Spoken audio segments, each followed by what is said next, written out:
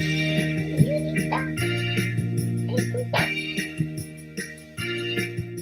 い、ババンババンバンバアビバビバビバババンババンバンバアビバモモババンババンバンバアビバビバビバババンババンバハビバモモ。あっちにやりすぎたかな。藤子さんでございます。本日もお付き合いよろしくお願いいたします。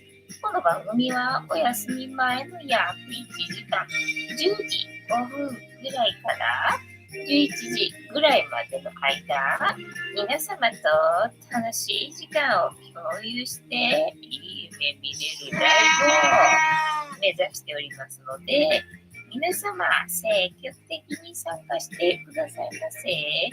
で、番組の前半はこのようににゃんこに夕飯の残りのカリカリとシーバを用意しておりますので、猫の姿がそこそこ楽しめると思いますので、猫目的で参加される方は、ぜひ番組の冒頭にスマホを握りしめ、パソコンの画面にかぶりつき、息も止めて、瞬きもせず、ご視聴いただくことをお勧めしておりますよ。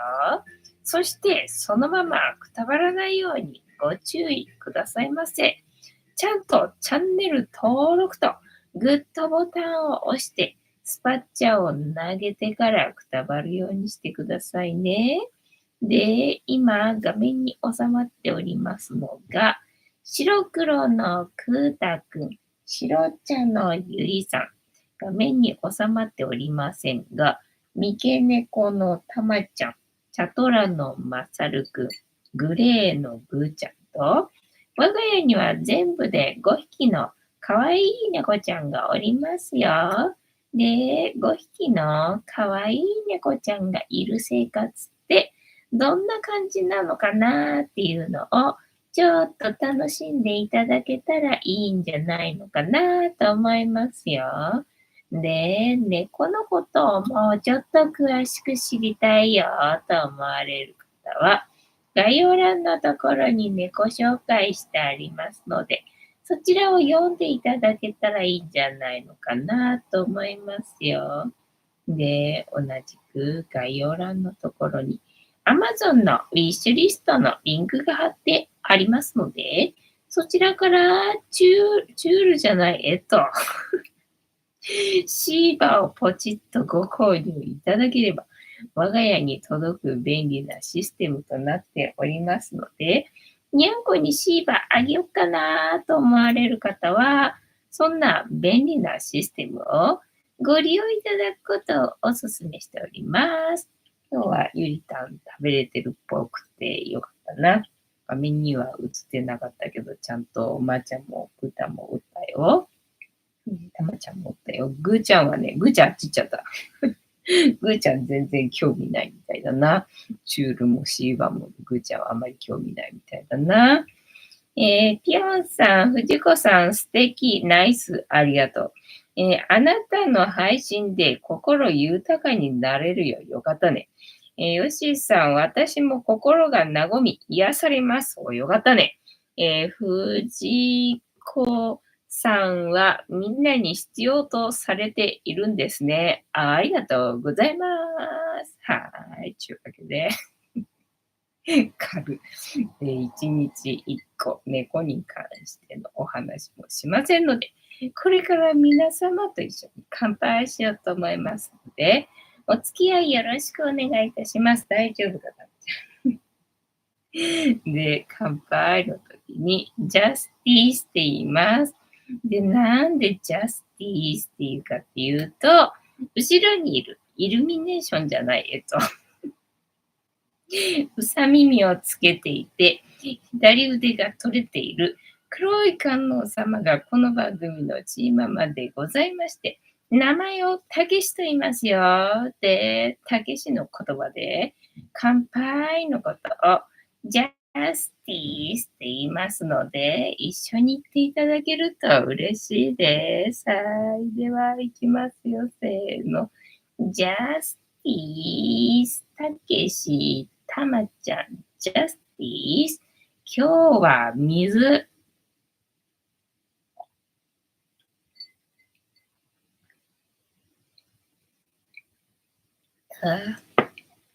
飲んじゃったな。コップちっちゃいんだよね、これな。ごくごく飲んじゃうと、あとちょっとだな。はい。もうない方に私フォーカスする癖があるな。まだ水はこんなにあるな。どうしてそう思えないんだろう。欲深いやつでございますよ。はい。カニタンさん、ジャスティス。こんばんは。ボンソワ。本日もお付き合いよろしくお願いいたします。ヨッシーさん、アイスカフェオレで、ジャスティス、アイスカフェオレが美味しい季節だね。ピョンさん、乾杯のジャスティス、ありがとうございます。今日も窓が開いてるので、お外の音が聞こえますね。そうだからさ、去年はそっち側にいたわけよね。なんで、ちょうどドアの真ん前だからさ、風が通るんでさ、多分今日もね、ちょうどいい風で心地いい気候なんじゃないかと思うんだけどさ、今年はこっち側に行くんでさ、ドアがあっちで全然ここは風が通らない場所なんだよね。だからさ、暑いわけ。暑いんだけどさ、なんかぐーちゃんがね、私のそばにいたいからなのか何なのかわかんないんだけどさ、ここよ。ここが、ぐーちゃんがハマってて、だから私がここに一日中いるもんだからさ、ぐーちゃんも一日中ここにいるわけ。でもさ、ここ風通んなくて暑いからさ、夏はちょっと心配みたいなね。そこにいられると心配みたいなね。もうちょっと涼しいところに自分で工夫していてほしいんだけどさ。にゃんこはどうも私のそばにいたいみたいでね。で、ゆりたんは誰かにくっついていたいみたいでさ、ぐーちゃんにくっついてここに、もうすごいちっちゃくなってにゃんこがさ、ぎゅうぎゅうにここにいるわけよ。可愛いんだけどさ、暑いよ。ちょっと夏はそれ心配みたいなね。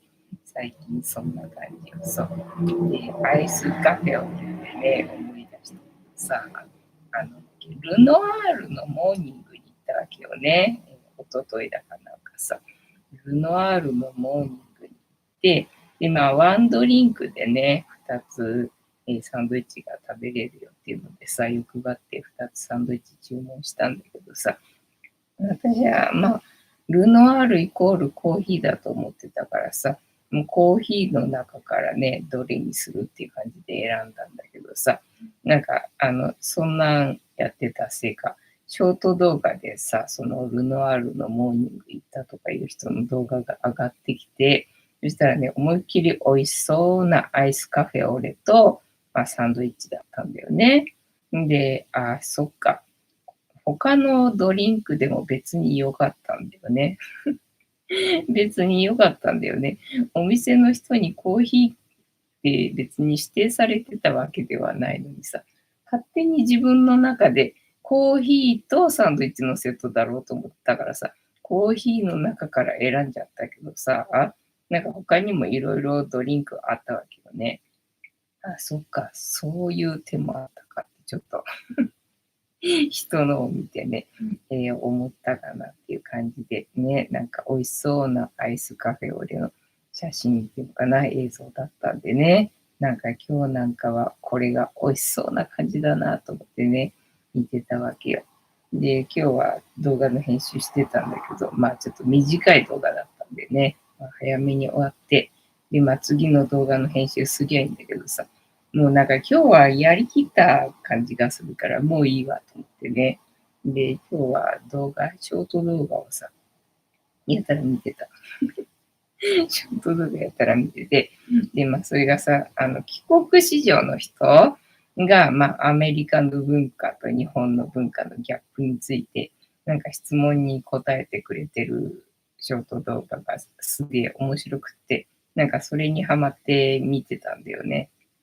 で、あんまり覚えてないんだけど。あんまり覚えてないんだけど、ね、なんか覚えてたっけそうそう、アメリカっていうか、英語ってすごい早口じゃん。なんであんな早口なのみたいな、なんかそんな質問だったんだよね。で、英語は全然早口じゃないよっていうさ、答えてるわけよ。で、日本人からするとさ、英語ってすげえ早口に聞こえるからさ、ああ、そうだよねと思うんだけどさ、その英語をネイティブで喋る人からすればな、まあ、早口には感じてないんだなっていうふうに思ってたんだけど、なんかそうじゃなくて、英語は全部喋らないといけないけど、日本語は、なんだ、漢字で、表現するから、なんだ、すごいちょっとの言葉で、いっぱいの意味があるから、すげえ日本語の方が早いっていうのでね、なんかそれの説明がすごい面白くて、例えば英語だったら、血のことはブラッドだっけブラッドって言わなきゃいけないけど、日本語だと血とかさ、いちいちなんか一文字で表現できるやついろいろ羅列してさ、なんかそこまで言われると確かにってなんか思っちゃってさ、なんかその動画が面白くて今日は、見とったよっていう感じでございました。ぴょんさん、コーヒーをブラックで飲むのって、大阪では生きってるって思われるらしいです。ダウンタウン浜田氏曰く、あ、そうなのね。じゃあ大阪でブラックで飲んじゃいけないの。ブラックで飲んじゃいけないのかな。あ、そうで、なんか、アナの、そういえばそうだと思って、さっきなんか気づいたんだけど、プレミアム、飛行機のさ、プレミアムとかいうなんかカウンターがよくさ、見かけるんだけど、このプレミアってなんだみたいな感じでいたんだけど、その、アナの国内線の、まあ、ファーストクラス的なもので、なんかそのプレミア席とかっていうのがなんかあるらしいんだよね。なんかそれの動画が上がってきて、なんか一個昨日かなんか見たんでさ、それからなんかね、それを、まあ専門というか、なんかね、その動画を多めに上げてる人がいて、でね、あ、そういうシステムがあるんだなぁなんて思ってさ、で、あれ私は飛行機のさ、席案内される人、最初の人がそういう、なんだ、ファーストクラス的ないい席の人で、その後はね、一般席の人が呼ばれてるのかなと思ってたんだけど、そうじゃなくてな、最初は一般席の、まあ、後ろの席から案内していくっていうことなんだからさ、飛行機の音できえな飛行機の話してたら、飛行機の音でけえな、どうしためっちゃ低いとこ飛んでんのかな。で、ね、今日地震あったよな。今日地震あったけどさ、なんかね、全然地震についての情報出てこないから、あれとか思ったけど、やっぱりあったよね。今日なんか千葉かなんかが震源の地震がちょっとあったよねって感じな。えーっと、松田さん、松田京子さんかな。京子さん、ジャスティス、こんばんは、ボンソは本日もしぶとくやっておりますよ。で、飛行機の話だったっけで、アナの、ファーストクラス的な国内線のね、なんかプレミアっていうのがあって、で、それはほら、前の方の席なんでね、なんか最後の方に呼ばれるらしいんだよね。いや、そうかと思ってさ、なんか勝手なイメージで最初の人は優遇されてんのかと思ったからさ、最初に呼ばれる人たちはそういうね、いい席の人かと思ってたけど、逆かと思ってさ、最後に呼ばれるらしいんだよね。そうか、そうかと。まあ、それにようやくさっき気がついて。で、そのね、なんかプレミア席っていうのが、まあ一般席もね、振り返れば見えるような感じのところに設置されてるわけよね。へえとか思ってさ、なんか部屋が違ったりとかするわけじゃないんだなぁなんて思ってさ、まあちょっとね、前と後ろだから、まあ違うっちゃ違うのかもしれないけど、なんかね、壁で隔たれてたりとか、そういうのがあるのかなと思ってたんだけどさ、なんかそういうのないみたいでさ、で、まあ座席数が少ないっていうのかな。だからさ、移動がすげえ短いわけよ。だからあれか、私が羽田から長崎に行くから、それに関しての動画を探してたら、なんかそういう動画が出てきたのかもしんないけど、だから大体国内で羽田からどっか行こうとするとさ、大概1時間っていう感じじゃん。なんだっけ、沖縄以外はさっていう感じなんだけどさ。なんかだからその1時間の間に、なんかさ、軽食が出るらしいんだよ。軽食じゃないよ。機内食な。機内食が出るらしいんだよ。軽食ならまだ話もわかるけどさ、機内食出るらしいんだよね。だから、と思って。そんなのあんのと思って。機内食出んのと思って。だからなんかオプションで、なんかね、別料金で、つけることもできるよとかさ、そういうシステムで、つけたのかななんて思ってたんだけど、なんかどうやらそうじゃなかったみたいでさ、プレミア席かなっていうのにすると、その機内食がつくらしいんだよね。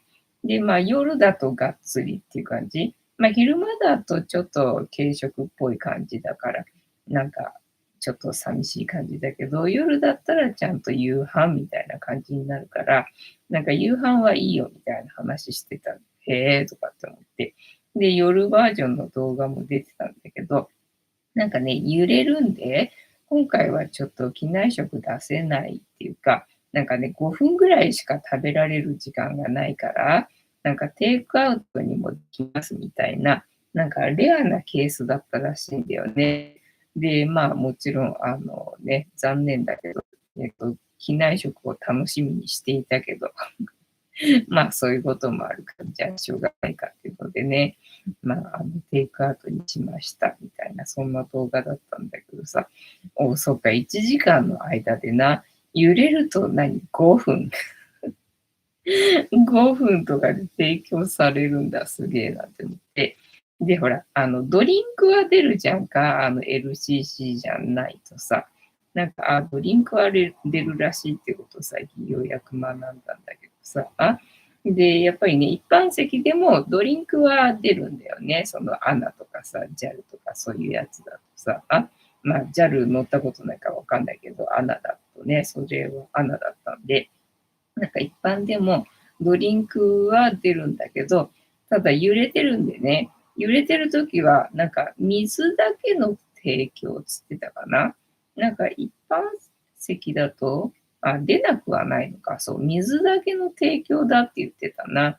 で、そのプレミアの人は、まあドリンクは好きな自由なものね、飲めるっていうので、で、まあお酒注文してたんで、お酒と、で、お酒にはなんかおつまみつくらしいんだよ。いいな。いいな、みたいなね。そこだけはいいな、なんて思ってて。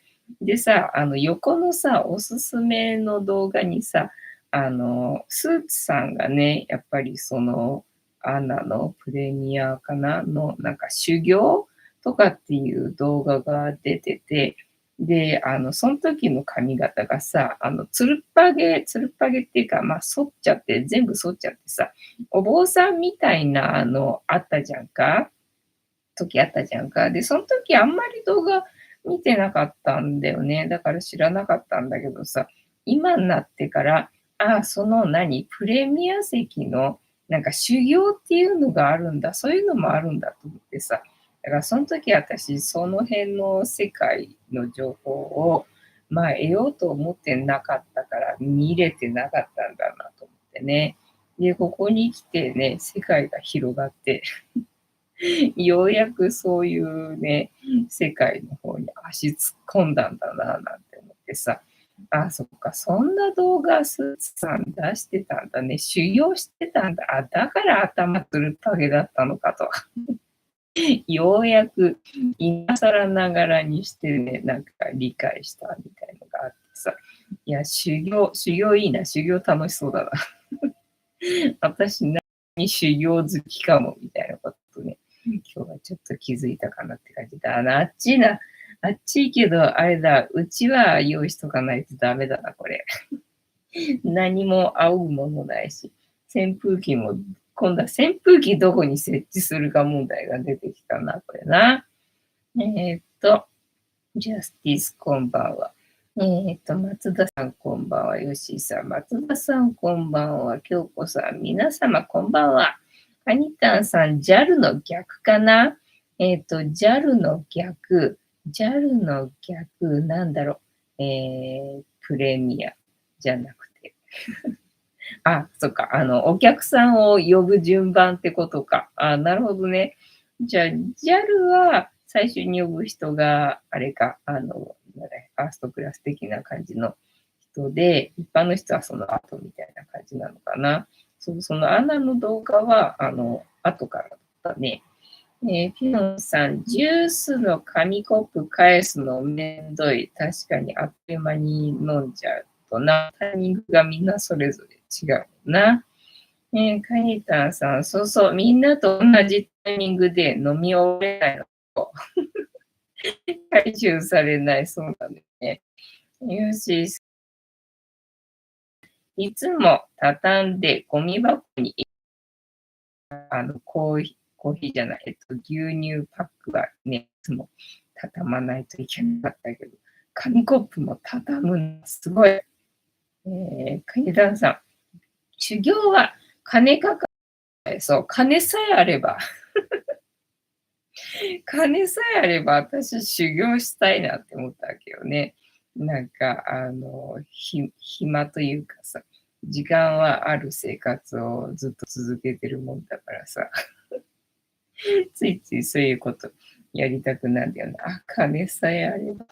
金さえあればって言ったんだけど、まあ、その修行ね、修行ってどういう条件なのか、ちょっと調べてみたら、プレミアだかなんかの前に、シルバーだか、ゴールドだか、なんかさ、あるんだよね。3段階ぐらいあって、で、そのプレミアの前が、まあ、プレミアの条件の半分ぐらいなのかな。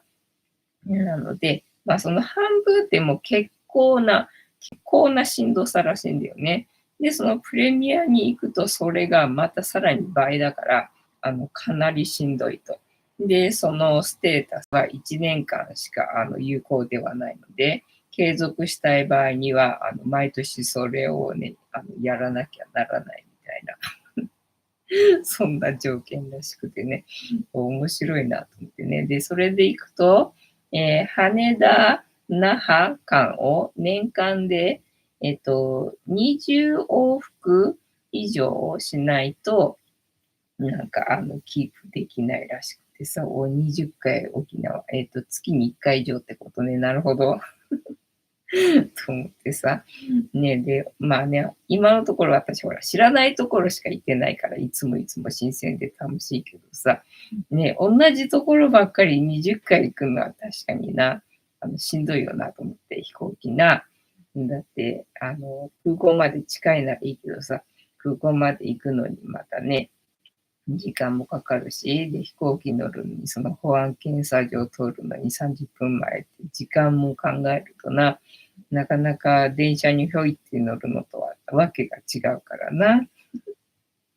なるほどだって思って、ちょっと楽しそうだなって思ったな。そう、それでその半分で、なんか40万だったかな、羽田から那覇まで、20往復するのにかかる金額っていうのが、なんかね、4、50万だったんだ。あ、4、50万かと思ってさ。ってことは、それの倍ってことは、100万ができるんだよね、と思ってさ。ね、なんか、100万でできるんだ。だったら、ほら、スーツさんなんか全然余裕じゃんか。いいなとかって思ってさ。よしさん、JAL や ANA では、毎年搭乗マイルが、一定数を超えるとプレミア会員になります。あ、ね、なんかそうらしいよな。JBC、JAL グローバルクラブになると、もろもろかなの優やラウンジが使えるようになります。ね、そう、そのさ、なんだっけ、限定解除みたいなやつ。限定解除みたいなやつなんかいいよな。それちょっと経験してみたいよなっていう感じ。なんかちょっと私は修行好きみたいだなって、まだ一個もやったことがないからわからないけどね。世の中にはいろいろと修行があるもんなんだなと思ってさ、いいな、楽しそうだなってそのたんびに思うわけよ。だから、私修行好きなのかってちょっと今日思ったんだよね。吉井さん、結構な距離です。なるほど。国内だけでは厳しいです。私はオーストラリアに複数回往復したら、達成かな。ハートで見えないな。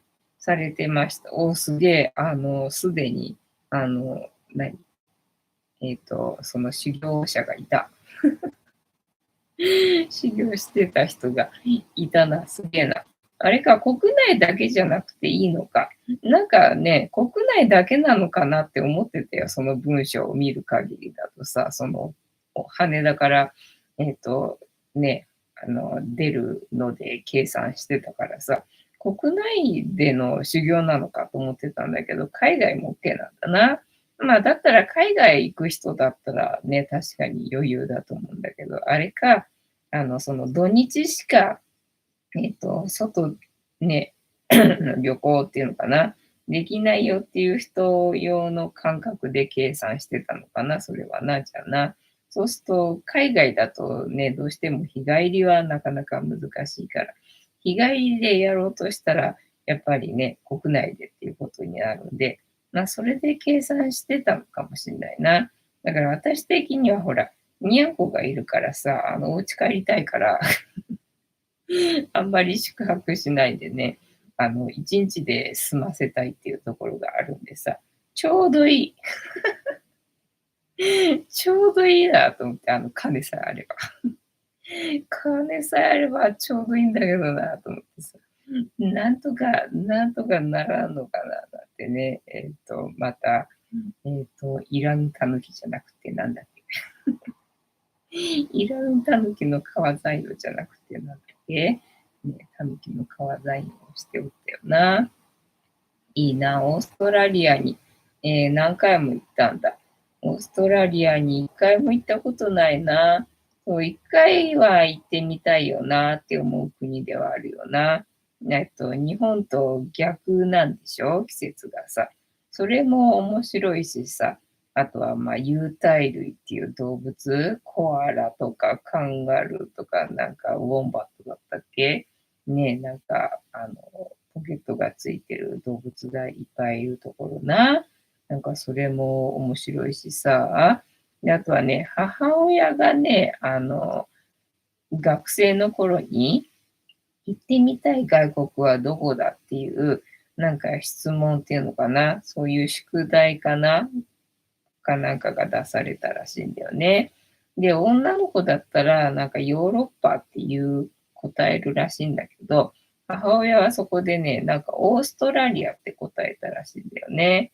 そしたら、可愛くないっつって、先生にいじめられたというね、エピソードをね、もう子供の時に、ほんとね、もうね、すごく聞かされたわけよね。で、だいぶ根に持ってたんだろうな。だいぶ根に持ってたんだろうけどさ、そんなんがあったんで、なんか、私ほら、外国ってあんまり知識ないからさ、へえ、オーストラリアかと思って、今子供だったから動物好きだしさ、で、絵描くのにいつも動物の絵描いてたからね。だから、へえ、いいな、オーストラリア、コアラいるしね、みたいな感じで、コアラ触ってみたいな、みたいのがあって、オーストラリアいいなってその時に思ったんでさ、だから行ってみたい外国の中にオーストラリア入ってんだよね。いいな、何回も行ったんだね。なんか料理とかも普通に美味しそうだよね。吉井さん、修行はしてません。必要に迫られ何往復もしました。羨ましいな。ですが、いくら、上級会員になっても大したことないです。確かにそうかもしれないよな。なってみたら、なんだ、これだけって確かにそれはあるかもしれない。飛行機も何回も乗るときついです。あ、そうだね。そう、私もほらね、ここ最近ちょこっと乗っただけだからな。たまに乗るだけだから新鮮だからまあいいけどさ。ね、そうじゃなくてっていうのだと確かにしんどいだろうな。京子さん、修行憧れるだよな。憧れるよね。国内なら空港から出ず1日、4から5レグ、くらいしてみたいです。空港から出ず、そうそうそうそう。空港から出ないでね、楽しみたいよね。だからこの前のさ、高松空港だっけ、違う違う、あれだ。千歳、新千歳だ。新千歳空港の動画でさ、まあ天気悪かったんでね、本当は苫小牧行こうと思ってたけどさ、風が強すぎてこれは無理だっていう状態だったんです。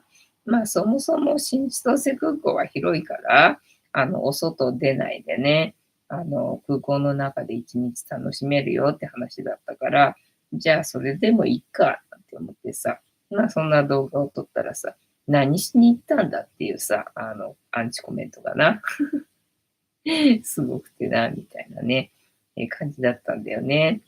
人によって価値観違うからね。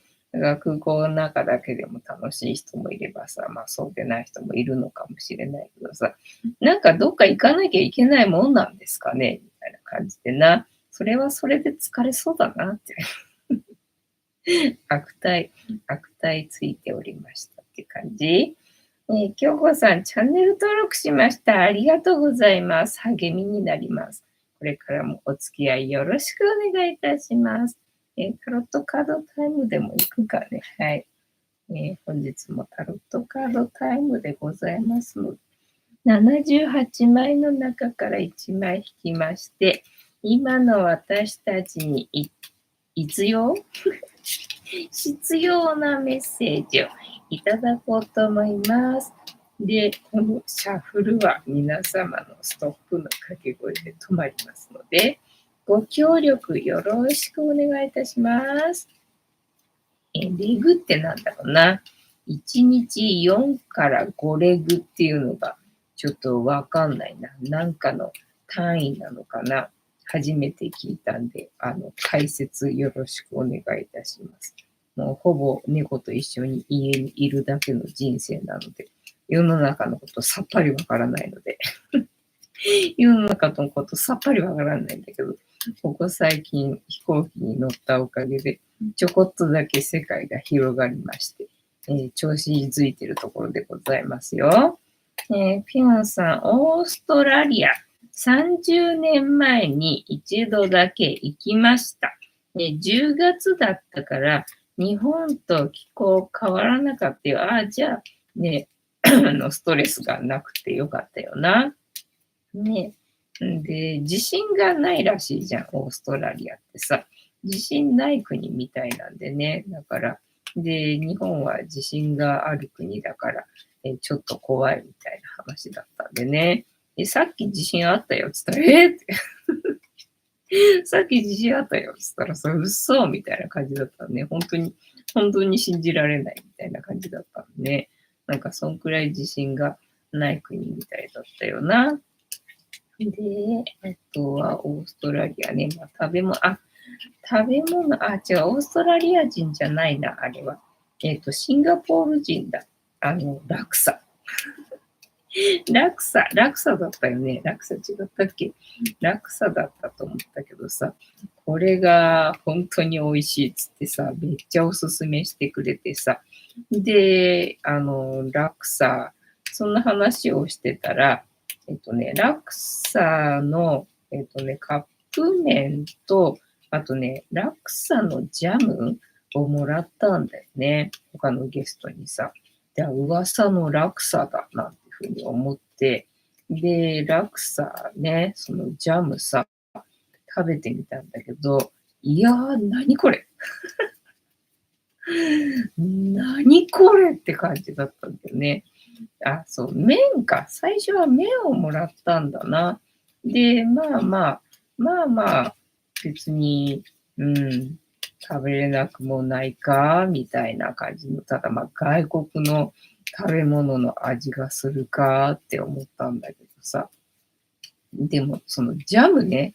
ジャムと思ってさ、全然違うじゃん。麺はほら、しょっぱいものだけどさ、ジャムって甘いものでしょと思って。で、これをね、パンに、トーストにつけて食べると最高にうまいっつってさ、おすすめだっつってもらったわけよ。でへえと思って食べたら、え衝撃の味っつうのかな。これ何みたいなね。で、色が緑だったのかな。これなんだろうなと思ってさ、全然さっぱり見当がつかなくて、で、調べたんだよね。そしたらどうもなんか笹みたいな植物、葉っぱだよね、要はね。笹みたいな植物を、ジャムなんで甘くして、で、ペースト状にして瓶詰めにした食べ物らしいんだけど、確かにその現地の人は、それを毎日食べてるんでね、なんかね、好きみたいなんだけどさ、いや、初めて食べたらちょっと衝撃で、これは無理だ。これは無理だと思ってさ。で、友人にね、ちょっともらいもんで知ってるっつったら知らないってさ、私には口に合わなかったんだけど、食べてみるって聞いてみたらさ、食べてみるって言うからさ、じゃああげるわっつってさ、あげたんだよね。そしたらその友人は、別に普通に美味しかったって言うからさ、やっぱり私は他の人と味覚が違うんだなと。明らかにこれ味覚の他の人と違うんだなと思ってね、ちょっと、そっか、みたいな感じでね、楽さたちにはダメだったな。だから時々さ、カップラーメンでさ、ラクサ味かなんかがさ、出てくるんだけど、いや、全然食べる気しないわ、みたいな感じな。よしさん、ストップありがとうございます。では、ここから6枚をきまして、7枚目のカード。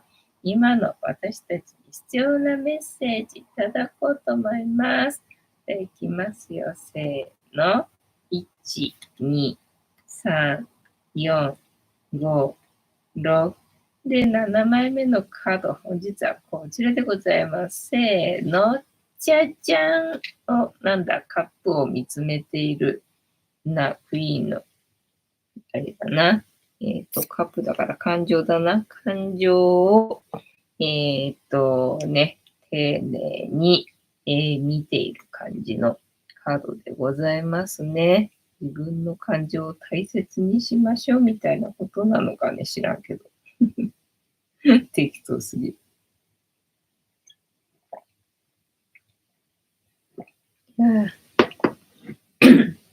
京子さん。レグは搭乗区間のことで、そう、なるほど。往復は、2レグになるので、4レグは2往復することになります。搭乗区間ね、搭乗区間。空港から出ず1日、4、5レグぐらいしてみたいでさ、ゆっくりな。ゆっくり全部のお店制覇するみたいな、そういうことな、したいよな。そうだよね。全然空港の中でさ、初めて行くとこだったらな。何回も行ってるとこだとさすがにちょっと無理かもしれんけどな。行くとこだったらね、なんかゆっくりじっくり見て回りたいっていうのあるよな。クイーンのカップ。クイーンの、カップでございますね。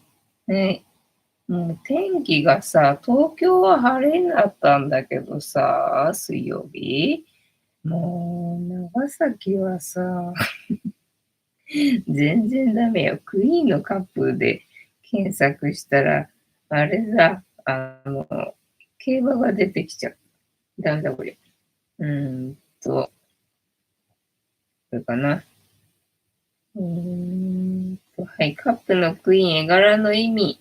ゆったりとした水色のドレスを着た王女が、美しく彩られた聖杯を手に物思いに浸っています。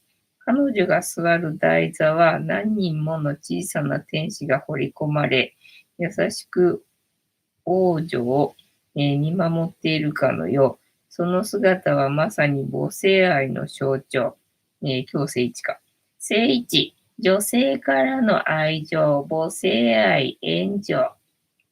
カップのクイーンは母親として子供を見守るかのような女性的な母性愛を感じさせる存在です。その心は穏やかで愛に満ちています。そのため聖一では女性からの援助や深い愛情を意味し、話やな。と解釈されます。はい。聖一の意味。キーワード、女性からの愛情、母性愛、援助、良妻賢母、見守る。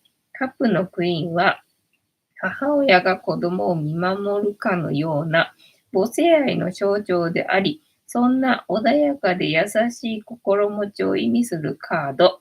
そのため男性がこのカードを引けば、それは母親のような優しさを持った女性の登場を表し、そんな人の援助や、助力を受けると解釈できます。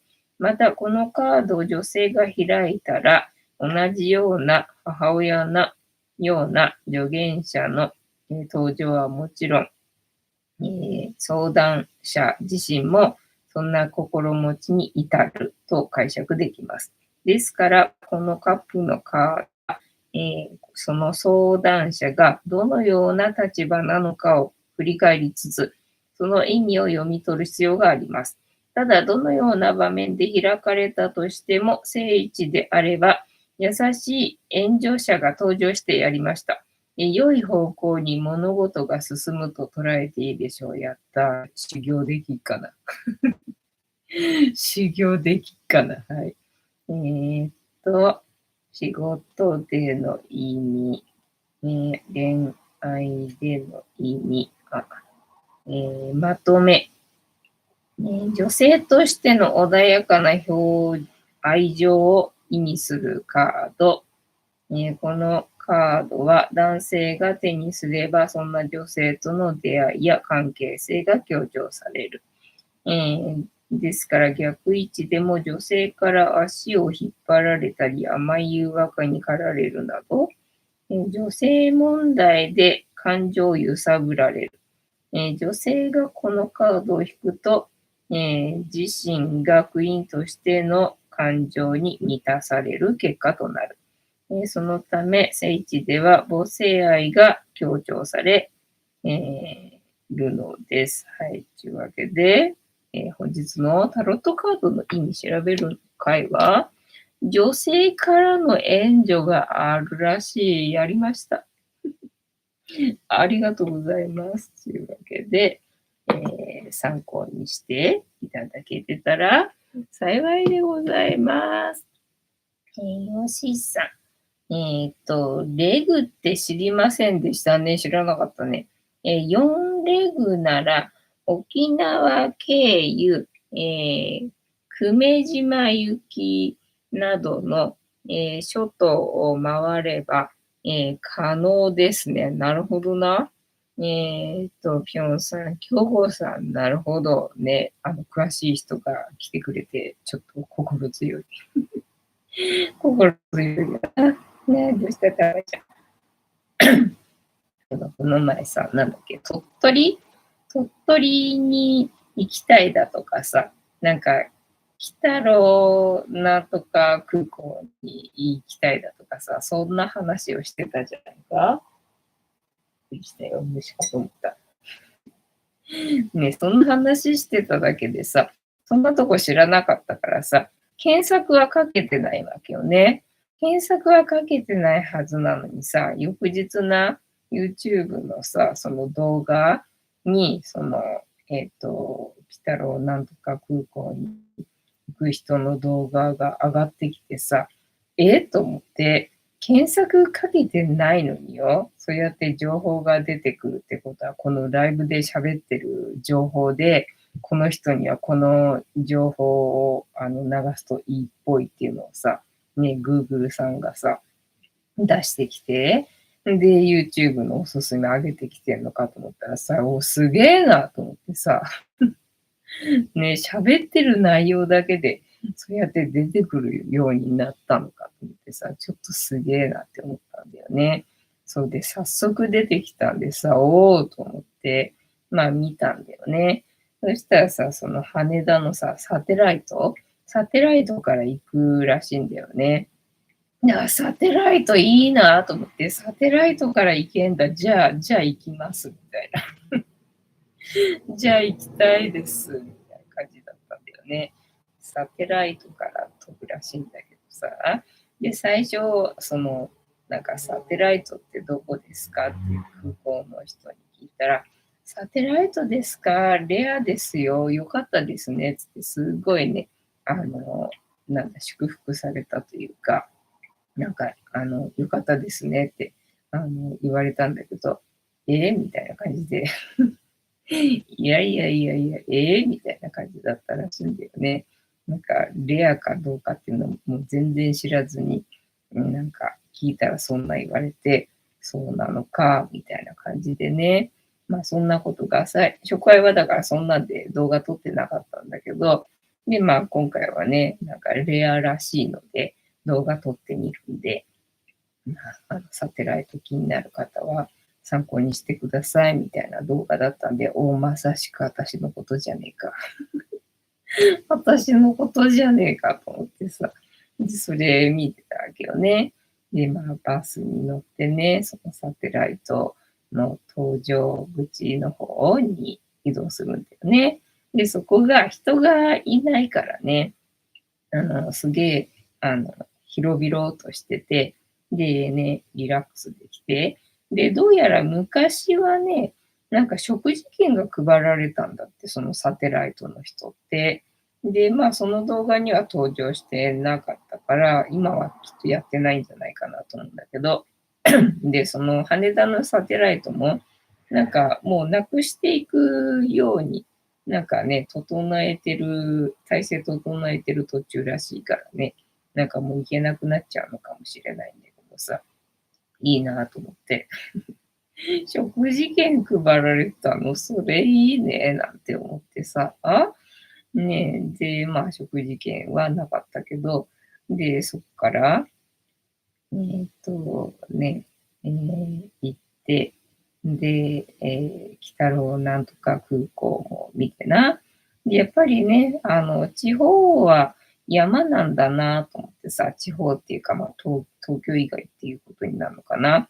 あんまりまだ行ってないからわかんないんだけどさ、とにかく北海道行った時も、うわー、山だな。山っていうかなんか平地だなっていう印象だったんだよね。で、ほら、この前高松行った時もさ、山だなと思って、いや、そっか、やっぱりよそに行くと山なんだなっていう印象だったわけよね。で、その動画見ててもやっぱりね、あの山が出てきて、で、そっちが地元の人が撮ってたんだよね。だから、なんか山が見えると、帰ってきたっていう安心感があるって言ってて。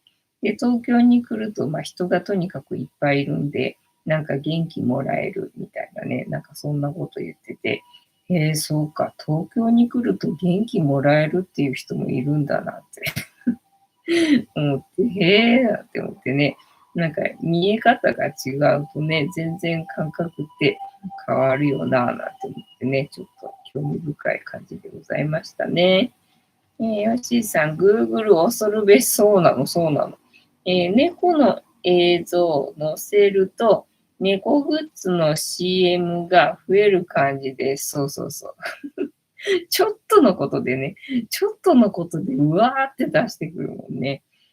カニタさん、Google は、登場してるとしか思えない。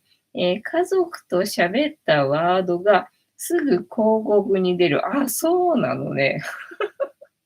すっげえ、盗聴じゃあ、なんだろう、ネットを介してなんかしてるわけでもなくても出てくんのか。そりゃすげえな。盗聴されてるってことだね。まあ、そうかもしんないな。ピョンさん、整備場駅、ブルーコーナーの焼きそば、ハートで見ない。美味しかったらしいけど閉店。ああね、そういうのもあるよな。寂しいなっていうのはあるよな。ね、だからいろいろね、楽しいものが詰まってそうだなっていうのをさ、なんかちょっと知ったんで、いろいろと経験したくなってきちゃったよっていうね、感じなんでございますよ。そう、ちょっとのことですげえ、うわーって出てくるところがさ、って感じよね。そう、だから、まあ、ほとんど YouTube しか見てないからさ、ほとんど YouTube しか見てないからでさ、大概何かしらしたら、まあ、YouTube にキーワード入れるっていうことぐらいしかしてないと思うんだけど、それでも、なんかわかんないけど、まあ、Amazon か。Amazon で買い物とかするからかな。なんか、Amazon で買い物しようかどうしようかって思ってた、なんか検索したっけっていう、なんかね、そんな記憶もないようなものがさ、もうね、なんだろう、アマゾンだけじゃなくて、違うサイトっていうのまあ、例えば楽天だったり、最近なんかいろんなお店があるからさ、まあ、いろんなお店のさ、広告がさ、上がってくるわけよね。その商品かなんかに対して。まあ、商品じゃなくても、その旅行だったりとか、そういうことなんかね、全然調べてないところからもさ、そうやって上がってくるっていうのかな。なんか結局連結してるっていうのかな。なんかお店いろいろあるけどさ、なんか全部一緒なんじゃねえなんてね、なんかちょっと思ったりとかしてな。あと1分話のネタが終わってしまった。猫の映像を載せると、猫グッズの CM。ね、まあ猫の CM だったら、まあね、いいんだけど、なんか、時々なんでかなって思うんだけどさ、なんか、よくわかんない商品っていうの、これなんだろうみたいなね。まあ多分いかがわしいものいかがわしいものなんだろうなって思うんだけど、全然わかんないものがなんかいっぱい流れてくる時とかあってさ、なんでなんでと思ってちょっと下せぬみたいな時が時々あんだよな。を食べ始めたな。よかったよ。だから今日も、もうね、なんか暑いからなのかなわかんないけどさ、朝全然黒缶食べてくんなくなっちゃってな。まあ、MCT オイルをかけたからなのかわかんないけど、かけなかったら食べるのかわかんないけどさ、なんかもう全然関係ないと思うんだけどね。だってあれって無味無臭の油なはずでしょ。まあ、にゃんこにしてみたらわかんのかもしんないけどさ、なんかね、全然食べてくんなくなっちゃって、で、カリカリもね、夕飯、さすがに夕飯時になったら、空っぽになってたんで、カリカリあげたんだけどさ、もうそうするとな、また残っちゃうんでさ、残り物が増えちゃうんでさ、っていう感じだったけど、食べてくれたな。なんか夜中の間に食欲が湧くみたいでね。まあ夜中置いといた方のがもしかしたらにゃんこご飯食べるっぽいなっていう感じではあったけどさ。ただほら、暖かくなってきてからさ、なんかちょっと黒い虫がな、ちょっといたらどうしようってまた恐怖がね、蘇ってきてるんでさ。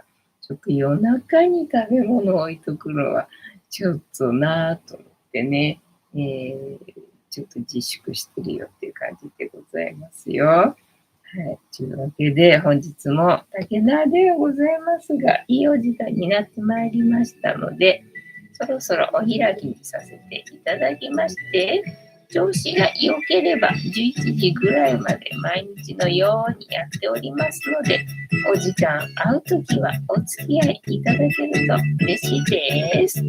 お子さん、ブルーコーナー気になってました。飛行機、ビューができるので、飛行機好きな娘と言ってみようと思ってましたが、停停したんですね。あ、そうなんだね。それは残念だね。残念すぎる。そう、だからもうほんとね、行こうと思ってたところは、もうね、行っといた方がいいよ。自分もいつまでも若いわけでもないしな。明日死ぬかもしれないような世の中なんでね。